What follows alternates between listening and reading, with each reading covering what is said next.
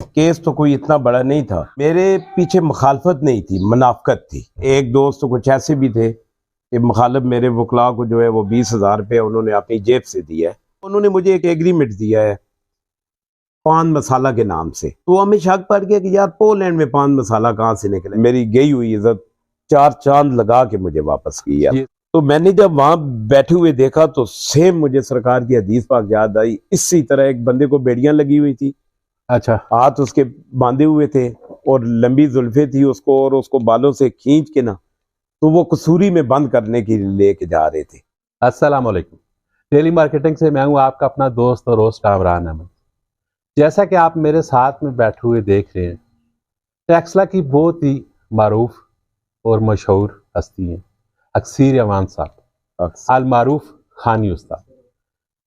इनके ऊपर पिछले दिनों एक केस बन गया था जो कि टेक्सला की बहुत सारे लोगों ने इनके केस की नुमाइंदगी भी की है और बहुत ही मारूफ रहा और मशहूर रहा इनका केस।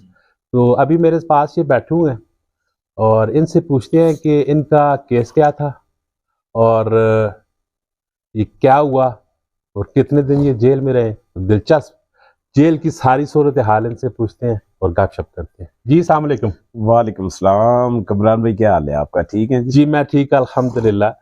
अच्छा, एक तो आपको पता है कि जब मैं नया नया जवान हुआ था जी जी तो तारक उस्ताद के पास आया करते थे और वहाँ पे इलेक्ट्रिशियन का काम भी सीखते थे और साथ में आपकी भी वर्कशॉप थी, तो आप भी हमारे लिए एक तरह से उस्ताद ही थी। बिल्कुल इसी तो तरह हम आज भी आपको उस्ताद जी बोलते हैं। आप तो उस्ताद जी बताएं सबसे पहले ये क्या हुआ क्या था इस केस के हवाले से। जी जी सबसे पहले तो कामरान भाई आप भाई भी हैं, उस्तादी के हवाले से बच्चों की हैसियत से भी रिश्ते हैं जी मेरे बिल्कुल ऐसे आपसे। ही है। और मैं आपका शुक्रिया अदा करता हूँ कि इस गम गहमी के दौर में आपने मेरे लिए वक्त निकाला। पहले तो आपकी आमद का, मेरे भतीजे की आमद का बहुत शुक्रिया। Thank you. जहाँ तक बात है केस के हवाले से, तो असल में केस तो कोई इतना बड़ा नहीं था, लेकिन कुछ एक तो होता है कि लोग कहते हैं कि मुखालफत, मेरे पीछे मुखालफत नहीं थी, मुनाफकत थी। और मुनाफकत जो है वो बहुत ज़्यादा ख़तरनाक भी होती है कि अल्लाह ताला ने भी दोज़ख में काफर से नीचे जो है ना मुनाफिक को रखा है। हालांकि काफर जो है वो तो काफर है, अल्लाह ताला ने क्लियर किया हुआ है, लेकिन मुनाफिक को उसके दोज़ख में उसका दर्जा उससे भी नीचे रखा है। जो मेरे बलगीर भी होते थे, दोस्त भी थे, अप्रिशिएट भी करते थे, वादे भी करते थे, लेकिन फिर भी उस पार्टी के साथ उनके राब्ते थे और उनको यही कहते थे कि भाई इस बंदे को आपने छोड़ना नहीं है। बल्कि एक दोस्त तो कुछ ऐसे भी थे कि मुखालिफ मेरे वकला को जो है वो 20,000 रुपये उन्होंने अपनी जेब से दिया है कि भाई जी जी जी इस बंदे के पीछे, यानी कि जो खुफिया हाथ कह लें आप, तो उन्होंने 20,000 रुपया दिया है अपनी जेब से उनको कि इस बंदे को बाहर नहीं आना चाहिए किसी सूरत। लेकिन मुझे इन चीज़ों की परवाह नहीं थी, क्योंकि शुरू से मैं पहले भी मेरे ऊपर ज़िंदगी के बहुत नशेबो फराज गुजरे हैं। कई दफ़ा लोगों ने कहा है कि बस अब अक्सर अवान खानी उस्ताद की फ़ाइल जो है वो बंद हो चुकी है, लेकिन मेरे अल्लाह के इतने करम हुए हैं कि अल्लाह ने उस वक्त भी मुझे सुरखरू किया और आज भी अल्हम्दुलिल्लाह इतनी मुनाफकत होने के बावजूद आपके सामने बैठा हुआ हूँ। लेकिन उसमें यह था कि मेरे चाहने वाले भी बहुत हैं, आप जैसे दोस्त। अच्छा, मुझे ये बताया कि ये जो केस था आपका, जी जी, ये केस किस नवीद का था, क्या असल फड्डा क्या था? असल में कोई इतनी बड़ी नवीयत नहीं थी जी। गुलाम रजा और मलक कैसर नाम के एक रावलपिंडी का रहायशी था। ये एक पूरा ग्रोह था। ये यानी इंसानी स्मगलर ही समझिए इनको, बाहर बंदे भेजने का एजेंट का काम करते थे ये। मेरी एक दोस्त के जरिए इनसे बात हुई तो मैंने अपने कज़न का बेटा है, भतीजा है, उसके लिए और आपने ये कासम अवान है इसके लिए उनको कुछ पेमेंट दी थी पोलैंड के लिए। अच्छा, तो जब मैंने पैसे उनको दिए भी थे, पेमेंट की है, मेरा उनके साथ एग्रीमेंट हुआ था, तो मैंने उनसे यही कहा कि यार हमने कभी किसी का आँख नहीं मारा, तो आप भी मेहरबानी करना। बल्कि ये बैठे हुए हैं मेरे भाई। कितनी रकम कितनी दी थी आपने? 21 लाख रुपया था वो आपने जी जी, वो मुख्तलिफ यानी एक साथ में दी है। अच्छा अच्छा, ठीक है। 3 लाख रुपया एक दफ़ा दिया है, 3.5 लाख रुपया फिर उन्होंने लिया है। बल्कि बेटा मेरा जो है वो ये दुबई में था, तो उन्होंने 10 अगस्त को इसको भी बुला लिया है। अच्छा, कि पेपर तैयार हो गए हैं, आप आ जाए। वो उन्होंने मुझे एक एग्रीमेंट दिया है पान मसाला के नाम से। पान मसाला? पान मसाला जी, उधर पोलैंड में। पोलैंड में जी पान मसाला। पान मसाले का क्या काम जी है जी, तो वो ये मेरे दोस्त हैं चौधरी आतिफ नबी साहब, ये मेरे मुकदमावाल भी रहे हैं, बेगुनाह थे बेचारे। तो हमें शक पड़ गया कि यार पोलैंड में पान मसाला कहाँ से निकला है। फिर नेट पे सर्च की, हमें कुछ नहीं मिला। फिर हमने और उसका गहराई में गए तो वो देखा कि जो जो डॉक्यूमेंट्स उन्होंने दिए थे वो सारे ही फेक थे। जब बात खुली है तो वो लोग फिर गायब हो गए हैं। अच्छा। फिर मैंने बीच में और दोस्तों के जरिए कि भाई कुछ लोग हमने बेचने हैं तो आप थर्ड दोस्त बीच में डाले हैं, उस हवाले से वो इधर वाह में आया। तो वो सिर्फ इतना हुआ है कि हमने बाइज्जत तरीके इसको कहा कि भाई आप आ जाए, यहाँ मार्केट है, मार्केट में बात नहीं करना चाहते तो साइड पे आप जो है आपसे बैठ के बात करते हैं। इधर ही मेरे डेरे पे आए हैं, बैठे हैं, बात हुई है अच्छे तरीके से। तो मैंने उसको कहा कि भाई मेरे बच्चों के पासपोर्ट आप वापस करो। तो उसने कहा कि पासपोर्ट तो इस्लामाबाद में पड़े हुए हैं। तो उसको तो मैं जाने नहीं, मैं नहीं चाहता था कि ये जाएगा वापस नहीं आएगा, इस चीज़ का मुझे अंदाज़ा था।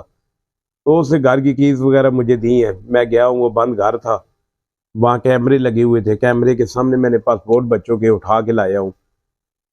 जब वापस आए हैं तो हाँ, तशद्दुद की हद तक कुछ तशद्दुद वो साथी थे मेरे, उन्होंने उसके ऊपर किया है, लेकिन वो भी इस हद तक हुआ है कि उसके मोबाइल में कुछ ऐसी नाजेबा तस्वीर और वीडियो मौजूद थी कुछ फैमिलीज की उसकी जी। अच्छा। ना थर्ड फैमिलीज की। अच्छा, किसी और फैमिली जी। अच्छा। तो उस चीज पे मेरे दोस्त थोड़ा हैपर हो गए थे, तो उन्होंने उसको तशद्दुद थोड़ा किया है। ये जो है ये हर प्लेटफॉर्म पे मैं मानने के लिए तैयार था भी और हूं भी, लेकिन जो उसने जिस तरह वो बताते हैं कि नाजेबा जगह पे ये सारी चीजें ना, मैं ये मेरा तो अल्हम्दुलिल्लाह उजरे का आपके सामने डोर खुला हुआ है, आप तकरीबन देखेंगे तो ये दरवाजा खुला होता है। मोहल्ले की माएँ बहनें मेरे पास काम के लिए आती हैं, यहाँ पर तो मैं सोच भी नहीं सकता। फिर जब मैं इस्लामाबाद गया हूँ, मेरे बच्चे यहाँ पर मौजूद थे, मेरे दोस्त यहाँ पर मौजूद थे, उनके सामने तो ये मुमकिन ही नहीं है कि कोई ऐसे जिनसी तशद्दुद किया जाए या कोई उसे इस किस्म से हरासा किया जाए, ये मुमकिन ही नहीं है। लेकिन उसमें ये था केस बनाने के लिए उन्होंने केस बनाने के लिए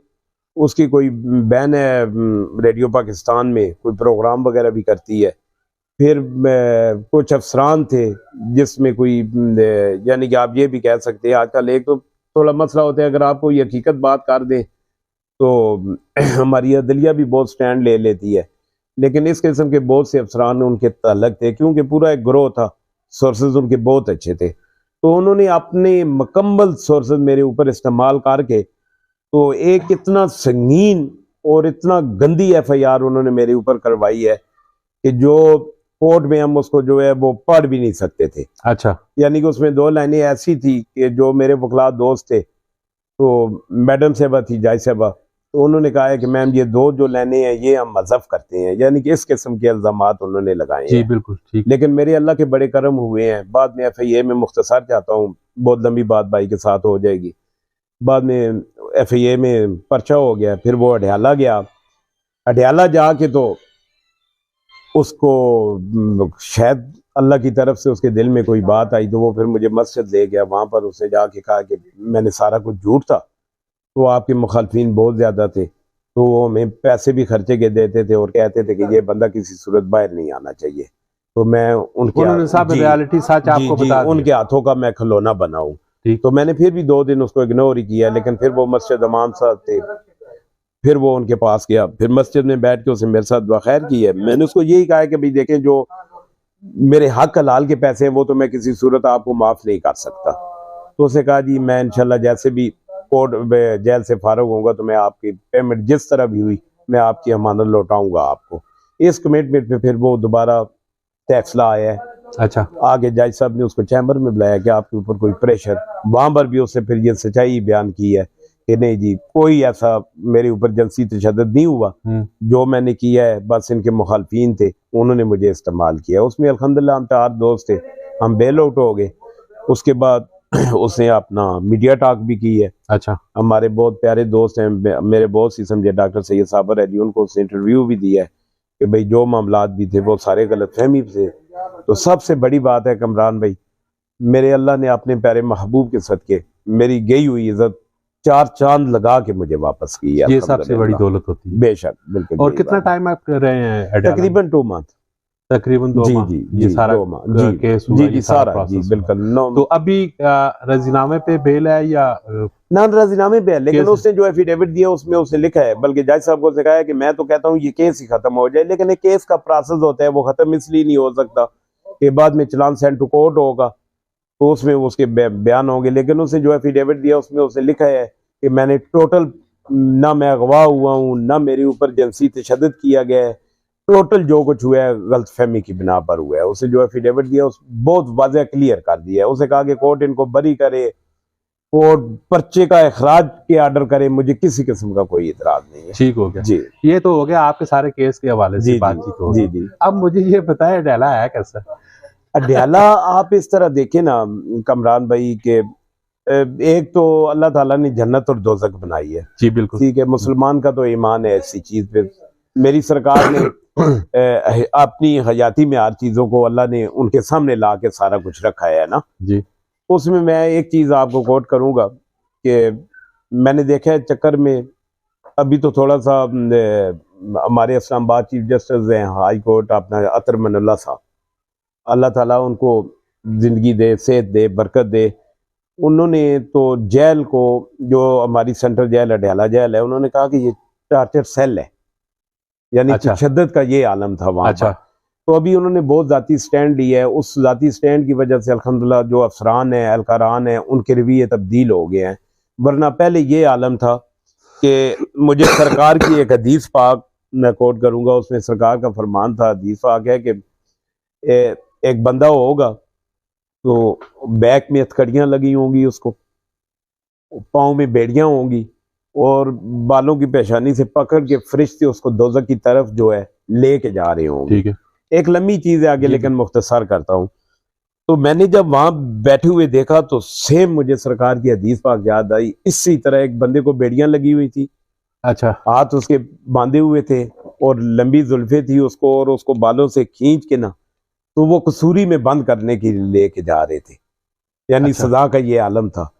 तो आप यकीन माने कि मुझे वो हदीस पाक सरकार की याद आई। तो आप उससे ये अंदाजा करें कि अगर आपने दुनिया की दोजक देखनी हो ना तो वो सेंट्रल जेल अडयाला देख लें। हाँ जी, अल्लाह ताला महफूज मैं करें। कहता हूँ दुश्मनों को भी बचाए।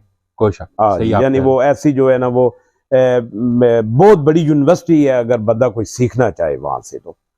और अल्लाह ताला ऐसी चीज़ों से ऐसे कामों से सब अपने महफूज भाइयों रखे को अल्लाह ताला, और सब लोगों को महफूज ही रखे। आमीन। और ये थी जी हमारे खानी उस्ताद, इनसे बातचीत हुई है इनके केस के हवाले से। और इंशाल्लाह आपको पता है कि मैं नई नई वीडियो के साथ आपके पास आता रहता हूँ। और जाते जाते आप हमारे चैनल को सब्सक्राइब कर दीजिएगा और फेसबुक पेज को लाइक एंड शेयर कर दीजिएगा। अपना बहुत सारा ख्याल रखिएगा, दुआ में याद रखिएगा। मिलते हैं नेक्स्ट वीडियो में। फी अमानिल्लाह।